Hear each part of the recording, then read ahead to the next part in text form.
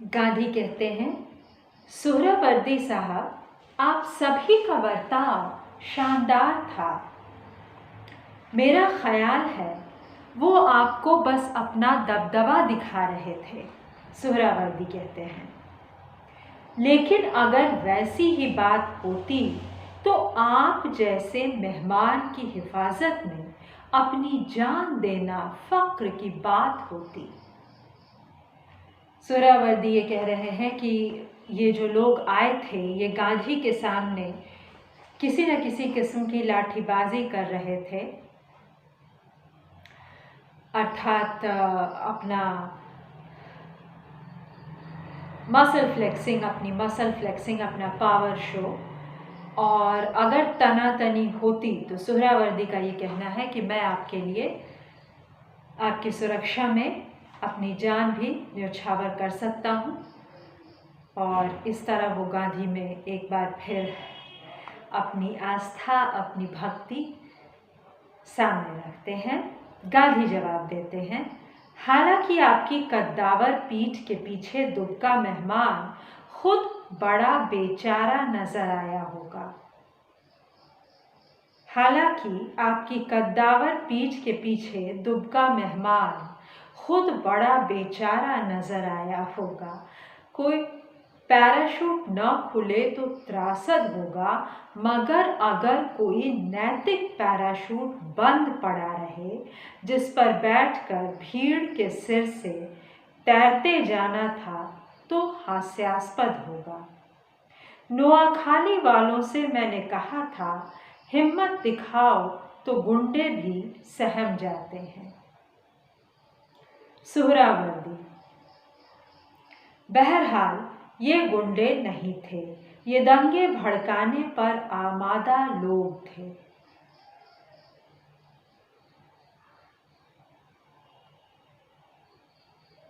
क्यों लोग दंगा भड़काना चाहते हैं, ये एक लगातार सवाल है। मतलब हमने इसका इसी तरह जवाब ढूंढा है कि ये राजनेताओं के द्वारा अपना मतलब साधने का एक तरीका हो जाता है, जहां वो धर्म का कार्ड खेलते हैं, लोगों को भड़काते हैं और अंत में धर्म के नाम पर लोग पागल हो जाते हैं। एक दूसरे को कोई धर्म के नाम पर काट दे तो वो इंसानियत तो बिल्कुल नहीं है। वो एक ऐसी हैवानियत है कि जिस पर अगर बार बार उतर आने का माहौल बनता है तो उस माहौल का चित्रण बहुत ज़रूरी है, जो कि बहुत बखूबी लास्लो निमिथ ने किया है। प्यारे लाल, उस लाश को वो उठा ले गए, वह कारण नहीं। कहते थे छुरा घोंपा है, पर उसके शरीर से एक कतरा खून भी नहीं निकला। तो वो एक लाश लेकर आए थे और गांधी उसका मुआयना नहीं कर सके।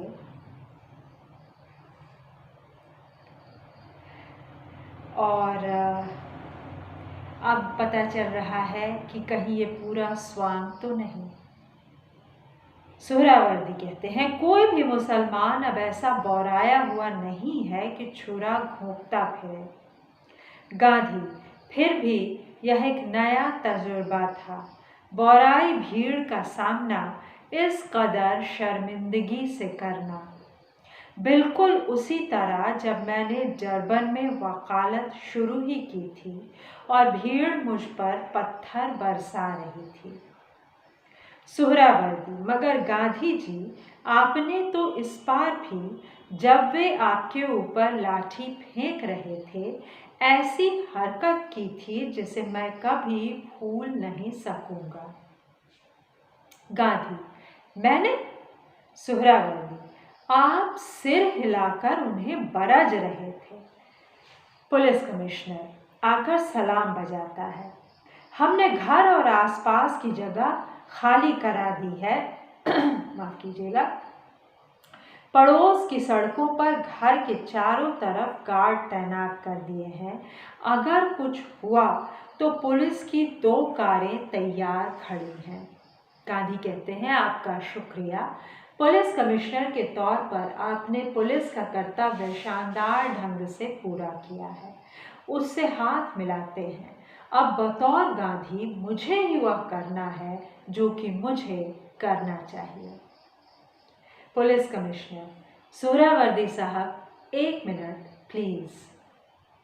सुहरावर्दी उसके साथ चले जाते हैं। प्यारेलाल, ये लाश कोई लाशों के समुद्र से नहीं निकली थी। अकेली एक घटना को बड़े पैमाने की घटना नहीं मान लेना चाहिए।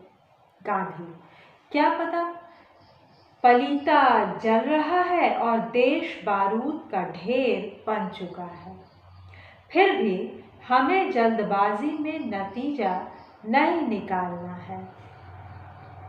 प्यारेलाल, सुबह हम कुछ ज्यादा साफ देख पाएंगे। पौ फटते ही मैं पता करूंगा कि ऐसी घटनाएं कहीं और भी हुई हैं क्या। गांधी, किसी चमत्कार की प्रत्याशा से मेरा खुद को भरमाना बेकार था। देश के बंटवारे ने आग की ढेरियां 10 गुना बढ़ा दी हैं। 4 करोड़ बेघर लोग प्रतिशोध लेने और लूटपाट के लिए उतावले हैं। ऐसे में ऐसी एक लाश काफ़ी है और चारों तरफ अफवाह है कि हिंदुओं का कत्ल हो रहा है। जो लोग अपने पड़ोसी की बेटी की शर्म या किसी दुकान को लुटता देख चुके हैं, वे बदला लेने के नाम पर पाप कर बैठते हैं। क्रिया प्रतिक्रिया की सचमुच एक चेन बन गई है और इसके बरक्स क्या किया जा सकता है। माफ़ कीजिएगा, मच्छर बहुत हैं, इसलिए मैं इधर उधर हाथ चला रही हूँ। आप इसको ये न मानिएगा। आप देखिए कि मैं अपने चेहरे पर इधर उधर से कुछ आघात कर रही हूँ, नहीं। मैं केवल मच्छरों को जिंदा नहीं छोड़ रही। मुजफ्फरपुर में हूँ, कोरोना की रात है और मैं आपको सुना रही हूँ लैस्लो नेमेथ का लिखा नाटक। प्यारेलाल, सुबह के उजाले में शायद हम खुद को इतना बेसहारा महसूस नहीं करेंगे। गांधी, अगर मैंने खुद को नपुंसक महसूस किया तो समझो खात्मा ही है। प्यारेलाल, अब आखिर स्टेट की पूरी ताकत। गांधी, स्टेट की ताकत, वह तो खात्मे का भी खात्मा होगा अगर हम उससे चिपटे। वो लाठी भले ही मेरा सिर फोड़ने के लिए न चली हो, मगर वह हिंसा की चुनौती थी। हमें जवाब उसका देना है। प्यारेलाल, आप क्या करना चाहते हैं? मनु सामने आ जाती है, मानो गांधी जी को उन्हीं के निर्णय के खिलाफ आगाह करने के लिए, और कहती है, बापू। गांधी, मेरा आखिरी और सबसे बड़ा हथियार। प्यारेलाल, क्या आप अनशन करेंगे? गांधी, कल सुबह 9 बजे मैं उपवास शुरू कर दूंगा और जब तक पूरे बंगाल में भाई भाई की हत्या का यह सिलसिला गायब नहीं हो जाता, तब तक उपवास नहीं तोड़ूंगा। मनु, आमरण उपवास? प्यारेलाल, आप अपना जीवन असंभाव्य से बांध रहे हैं। गांधी, जो दूसरे लोगों को असंभाव्य जान पड़ता था, मैं हमेशा उसी से खुद को बांधता आया हूँ। और वो फिर मनु से कहते हैं, बिल्कुल अलग अंदाज और अलग लहजे में, अब जब मैं अपनी बात कह चुका तो खुद अपने साथ मेरा तालमेल बैठ गया है। तो ये एक ऐसे व्यक्ति का हथियार है जिसके लिए बाहर जाकर ऐसे स्वांग को देखना, चेक करना, वेरीफाई करना मुश्किल है। उसके अपने देश के लोग, शायद उसके अपने धर्म के लोग, उसके अपने समुदाय या प्रांत के लोग एक ऐसी हिंसा कर रहे हैं जिससे उसे बहुत कष्ट है और इसलिए उसने अनशन। बापू को तुम भी कहा गया है, तू भी कहा गया है, इसलिए हम उन्हें आप भी कहते हैं और तुम भी। दृश्य 9। अंधियारे मंच पर कब्जों के सहारे शीशे के दरवाजे रखे जा रहे हैं। अब हम एक रेलवे स्टेशन पर हैं। अभिनेता उस दरवाजे से होकर गांधी जी की खाट लेकर स्टेशन के बरामदे की ओर जा रहे हैं, तो वो खाट पकड़ चुके हैं। पिछले दृश्य में ही दीवारों के पटचित्र हटाए जा चुके हैं। एक आदमी और उसकी पत्नी एक बेंच ले आते हैं और उस पर गुड़ी मुड़ी बैठ जाते हैं।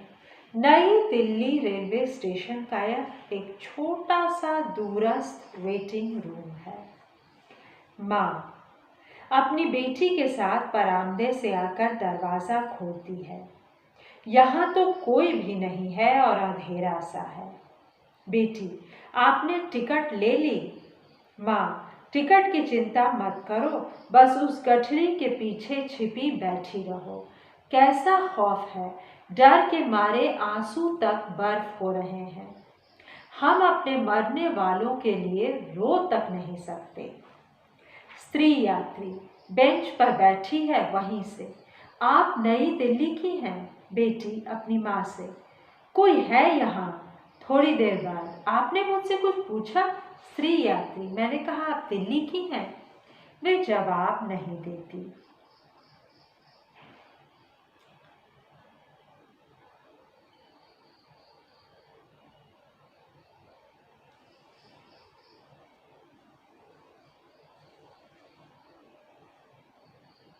पुरुष यात्री, इस शहर में क्या हुआ है? एक जमाने की हसीन दिल्ली आज पहचान ही नहीं जाती। सौदागर हूँ सो कितनी ही बार आया हूँ और स्टेशन लोगों से और कहकहों से भरा रहता था। माँ कहती है, साहब मुझे खुद नहीं मालूम, मुझे तो एक रेल पकड़नी है। क्या आप यहाँ के नहीं हैं? पुरुष यात्री, नहीं, हम सोडनपुर के हैं, कलकत्ता के पास के। हम अहमदाबाद जाने के लिए गाड़ी का रास्ता देख रहे हैं। स्त्री यात्री, अपनी छोटी बहन की शादी में हमें जाना है। माँ, अच्छी बात है। पुरुष यात्री, ऐसा लगता है यहाँ भी वही शुरू हो रहा है जो कलकत्ता में हुआ था। माँ, कलकत्ता में? स्त्री यात्री, आपने सुना नहीं कलकत्ता में क्या हुआ था? माँ, हमें तो दिल्ली में क्या हुआ यह भी नहीं पता। स्त्री यात्री, महात्मा? माँ, गांधी जी? क्या उनको मार डाला? पुरुष यात्री, अरे नहीं, बिल्कुल नहीं, तुमको तो यहाँ कुछ भी पता नहीं। स्त्री यात्री, क्या आपने अनशन की बात नहीं सुनी? अखबार में तो कोई और खबर ही नहीं है। माँ, हाँ, कुछ कुछ याद तो आती है। स्त्री यात्री, यहाँ जो हुआ वहाँ भी वही होने वाला था। एक गिरोह उनके घर में घुस गया और बोला, गांधी जी, मुसलमानों की तरफदारी मत करो, आपको इसका बुरा अंजाम भुगतना पड़ेगा। और उन्होंने जवाब दिया, मैं शांति का तरफदार हूँ। और फिर ऐलान कर दिया, जब तक कलकत्ता में अमन नहीं होगा मैं मुंह में एक कौर भी नहीं लूँगा, सिवाय थोड़े से नींबू के रस के, भले ही मर जाऊं। माँ, वो भगवान के भक्त हैं। स्त्री यात्री संदेह से, क्या आप मुस्लिम नहीं हैं? माँ, नहीं, मगर उनको भूखा रखकर मरने तो नहीं दिया है ना। स्त्री यात्री, नहीं, कतई नहीं, समूचा शहर उनसे मिन्नत करने पहुंच गया। जनता ने, अधिकारियों ने, यहाँ तक कि महासभा और आरएसएस वालों तक ने सबने कस्में खाई। आपको पता है आरएसएस वाले कौन हैं? माँ, जानती हूँ, जानना स्वाभाविक है। स्त्री यात्री सबसे टेढ़े वही हैं, लेकिन उन तक ने कहा कि कलकत्ता की आत्मा पर गांधी की मृत्यु का कलंक नहीं लगने देंगे। भले ही हमें वादा करना पड़े कि हम उन बदमाश मुसलमानों का बाल भी बांका नहीं होने देंगे। माँ, वो महान आत्मा 100 शरीर क्यों नहीं धारण कर लेती? तभी रेल की पटरी की तरफ से एक रेलवे मैन के साथ आरएसएस का आदमी आ जाता है। आरएसएस वाला उन्हें रेल में बैठने नहीं देना है। वो जिंदा बचें, पैदल ही जाएं, जैसे हमारे लोग कराची से चल कर आए। हारी बीमारी वालों को भैंसा गाड़ी मिल जाए तो वे किस्मत वाले होंगे। मैंने देखा था कि एक आदमी अपनी गर्दन पर अपने बूढ़े रिश्तेदार को टांग कर बहवावलपुर से चल कर आया था। सोडनपुर के दंपति पर टॉर्च की लाइट फेंकता है। उधर वो लोग कौन हैं? पुरुष यात्री। हम मुसाफिर हैं जी, कलकत्ता के, भगवान के भक्त, व्यापारी। हमें अहमदाबाद वाली गाड़ी का इंतजार है। आरएसएस वाला, कलकत्ता से? मैंने सुना है कि नकेल डालकर तुम्हें अच्छा सबक सिखा दिया गया है। सुना है कि अपने मुसलमान भाइयों को खुश करने के लिए तुम लोग गोमांस तक खाने को तैयार थे।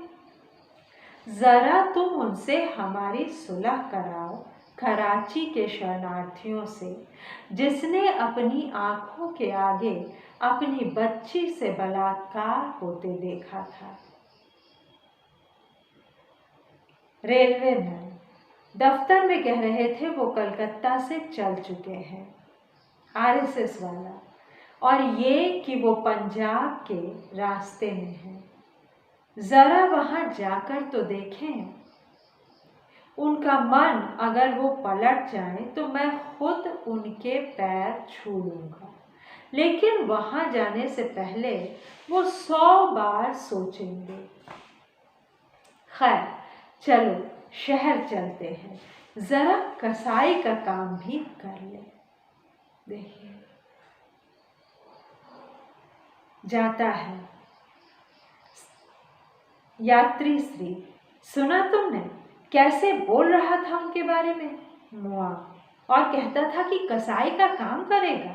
यात्री पुरुष, लोग बाग बदहवास हैं, तुमने सुना नहीं? उन कमबख्त गाय खाने वालों ने पंजाबियों के साथ क्या क्या किया। रेलवे मैन, मुझे मालूम है, लाहौर से दिल्ली तक पूरा रास्ता 150 मील लंबा कारवां बना हुआ है। 5-6 लोगों का जत्था वेटिंग रूम में घुसता है। जत्थे का नेता रेलवे मैन से, क्या वो आ गए? रेलवे मैन, कौन?